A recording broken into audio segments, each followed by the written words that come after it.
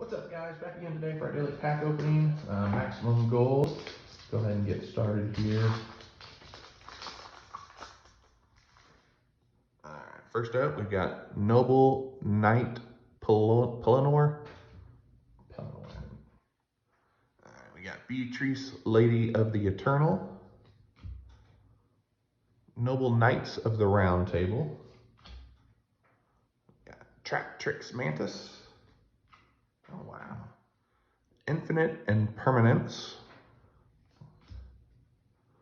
Mecha Phantom Beast, Jaculusulin, Jaculusulin, something. And the final one, we got Noble Knight, Ichtar.